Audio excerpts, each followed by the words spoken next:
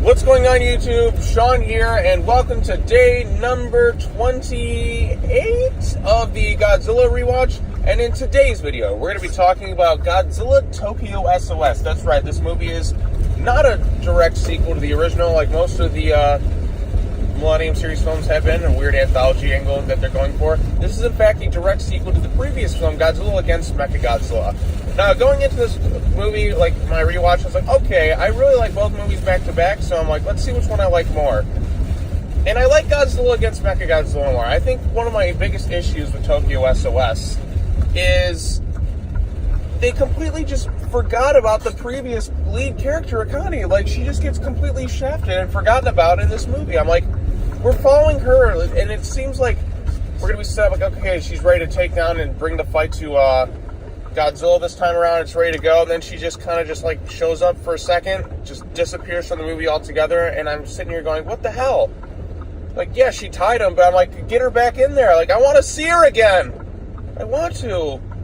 But no, she's pretty much just gone. There are some good things about this movie, and then there's some things that don't really make sense to me. Like, even when like some of my issues with the previous film are kind of carried over with, why build a mechanized monster around the bones of Godzilla? Use the skeletal structure as kind of like a diagram of sorts. But for fuck's sake, you don't need to build Kiryu around Godzilla. This is a complete problem. It's like, it makes no sense to me. Why not just build it from scratch? You can just, build it from scratch. It just doesn't really add up or make too much sense to me to use like this, build it around the bones of the original. I'm like, what are the bones going to do? Decompose? It's never made much sense to me. I mean, you can use them as a basis, but that's about it.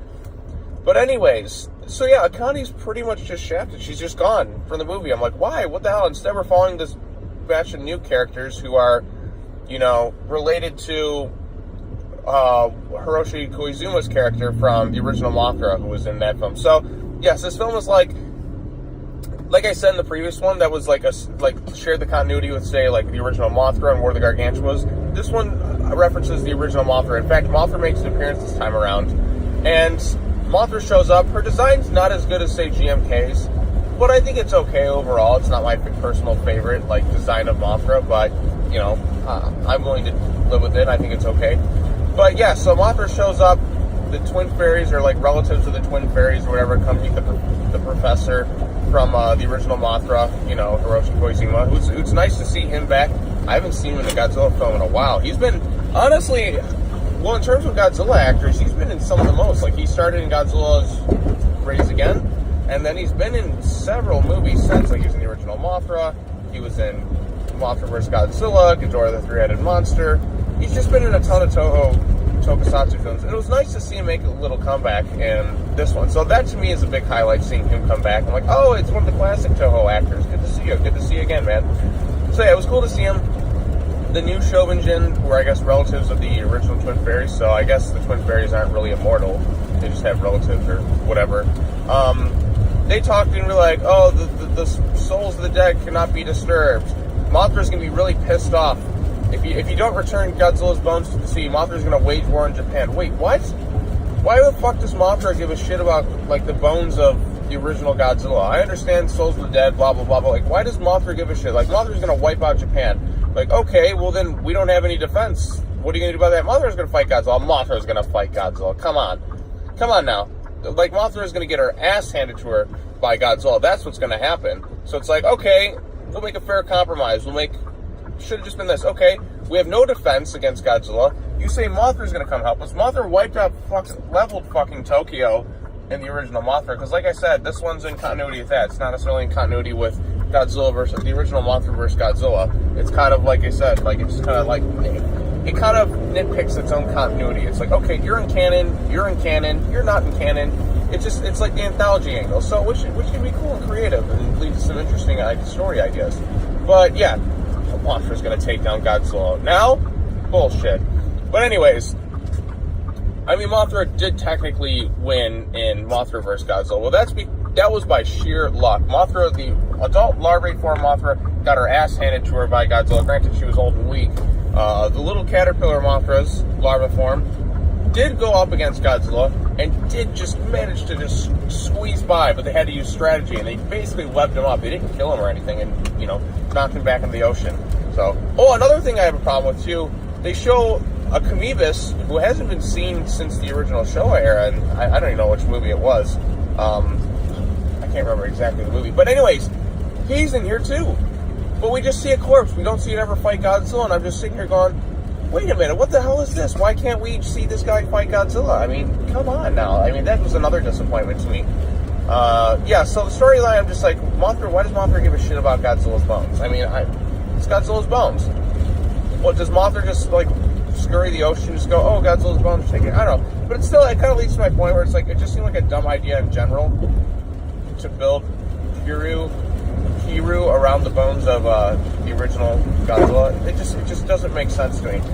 So, but anyways, that aside, the military's back. They're ready to fight Godzilla again. There's still some exciting action sequences. The music is still great, per usual. The composer is back from Megaguirus, and the previous film is back here. Human cast, they're not terrible or anything like that. It's cool to see some original Showa characters back and acknowledge some continuity to the original Mothra. I always kind of like those little elements going a little bit into the mythic. There's some good action sequences. There's some CGI that actually looks pretty good, especially for Mothra when she's like flying around at times. I think that's because they minimalized it. They didn't go overboard with it, and they used it sparingly, and I think that's a nice touch to it all. So, yeah, overall consensus, I do like Godzilla Tokyo SOS, but I don't think it's as good as the previous film. Like I said, there's just some things I'm just like, they kind of irk me. They just don't really make sense. But yeah, Godzilla fights Mothra again. They fight for a long time because it goes from day to night. And then Mothra gets defeated. The larva Mothra hatch. Adult Mothra is just eviscerated by Godzilla. Big surprise. I mean, come on. Godzilla's the king of the monsters. I know Mothra's the queen of the monsters, but let's be real. You're not going to stand a chance against Godzilla. So, Mothra gets defeated. The larvae show up. Mechagodzilla comes in, fighting Godzilla again, using all sorts of unique weapons. I really like the hand-to-hand combat. I think they really worked on the fight choreography quite well in terms of Godzilla and Mechagodzilla. Yeah, you know, they use the city and the models and that. They just kind of go, oh, there's some creativity with the missiles. There's some good times where Mechagodzilla's flying through the air, taking down Godzilla. The Absolute Zero cannon is not really functioning this time around. But I like the fight scenes between Mechagodzilla and Godzilla in this one, just like the previous one. There's some really exciting stuff. In terms of other stuff going on in the movie, I like the ending is one of the things that always kind of confused me a bit about this film, because Godzilla takes, Mechagodzilla, wraps up Godzilla in some cables, takes him out to sea, and it's a cool sequence of just him kind of flying around. But then, as soon as it's done, Mechagodzilla takes Godzilla out to sea. We get this post-credit sequence. It's not like Godzilla's fully killed. And this credit sequence always, I always wondered what direction they were going to go in. Because the next one after this was Final Wars, so they must have had it already planned, ready to go. Okay, we're going to do Final Wars next. So why even have this little cliffhanger where we see some things where people are holding some sort of weird kaiju DNA? Are they going to create their own kaiju? I don't understand what direction they're going with this post-credit sequence. It's always kind of I'm like, there's no anthology book, or is there something out there that continues the story of this continuity with Godzilla against Mechagodzilla and Tokyo SOS?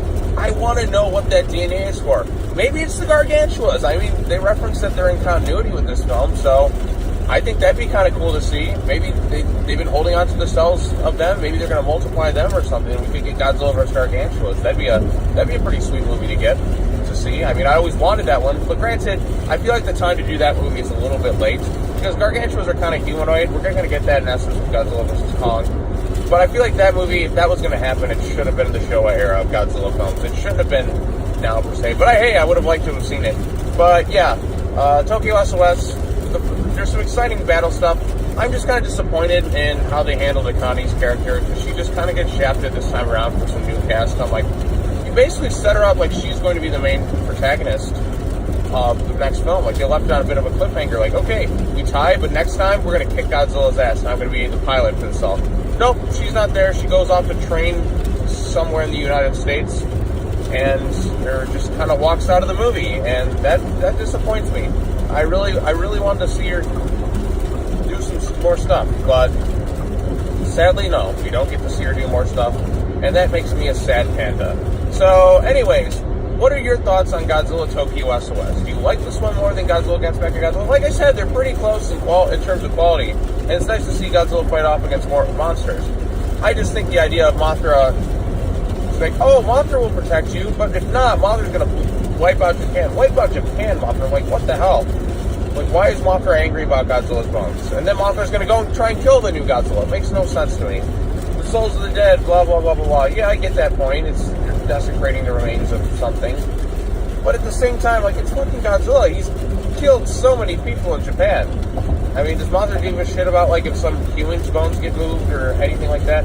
I don't know how it all works in terms of this monster stuff, but take it for what it's worth. It's whatever.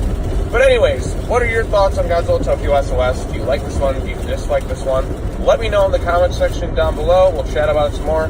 Hit that bell for notifications. Subscribe to the YouTube channel. I got some more stuff coming out. Tomorrow we're going to talk about Godzilla Final Wars, which I'm very excited to talk about because that movie is pure insanity. And yeah, let's talk about that tomorrow. Thank you all so much for watching. I'll see you next time. Take care now. Bye-bye then. Tokyo SOS. It's good. Overall good. Still have my issues, but pretty solid stuff. Alright, bye-bye.